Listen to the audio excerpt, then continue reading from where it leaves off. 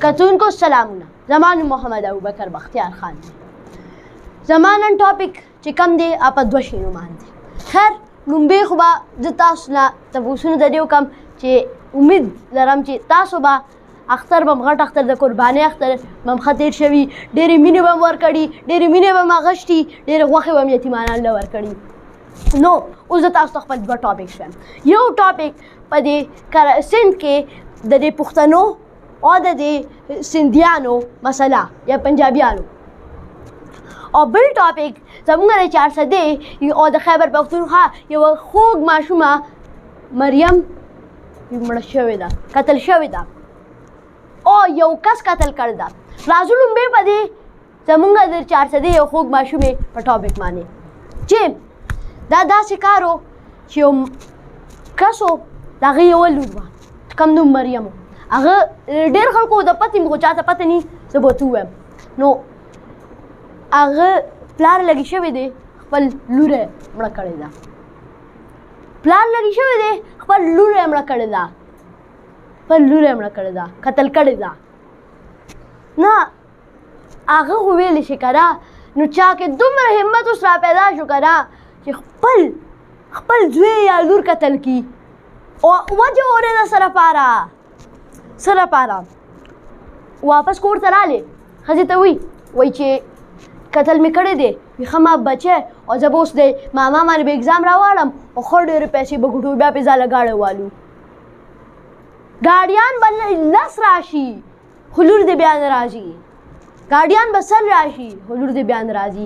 سوچ وکړه کوم دغه لور دې غټ افسره شوې وه 100 ګاډیان به یې در اخیستل، خو نه درې خو بس همدغه چلي د لږې پیسو لپاره اوس د خپل غونډ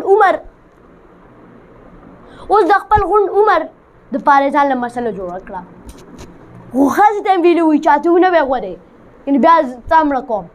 ته انسانیت دی.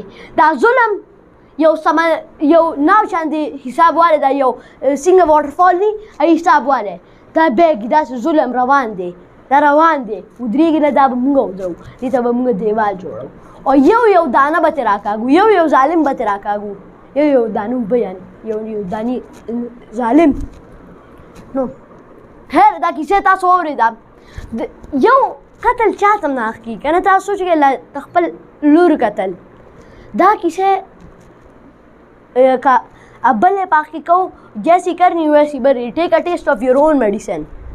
یاره دولت دپاره ته خپل لور قتل کې، دولت دپاره ته خپل لور قتل کې.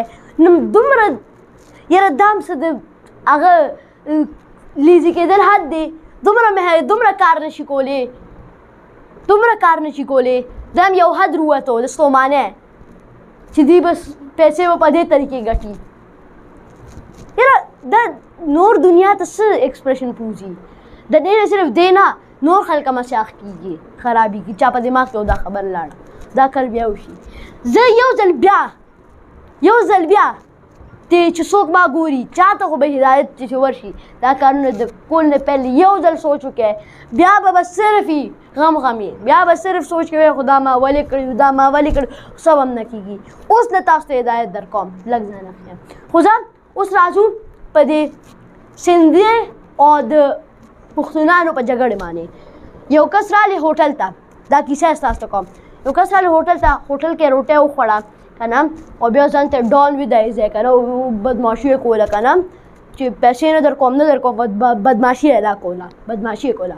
نو دوکاندار لګي شوی دی، ویشتی دی که نه، نو غلطۍ کې ته ولګېده دوکاندار نه.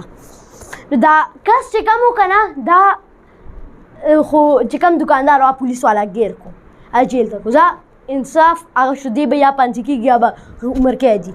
زه بس وشو کاته ختمه. خو سندیان یا پښتونان په منځ کې غټ درار راغلی. سندیانو د پښتونانو په منځ کې جګړه شروع شوه.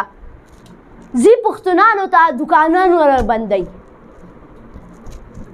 تاسو هسې به جنګ مه کوئ. زه خپله پښتون یم، په خپله پښتنو باندې فخر کوم. که د پښتنو تاریخ ووایي که نه، پاکستان جوړ هم په پښتنو دی.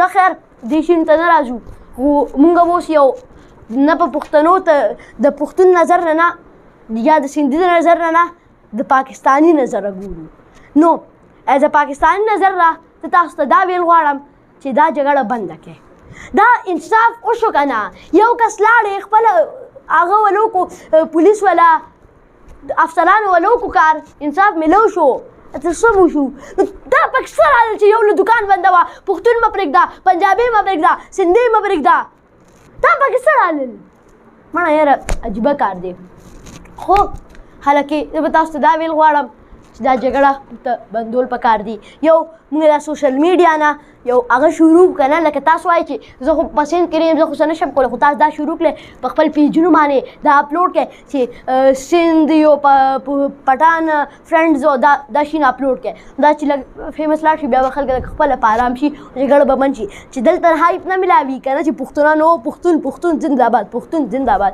که نه بیا به کاتو سم کجون دو ستاسو سره په بل انټرویو کې ملاویږم جزاک الله والسلام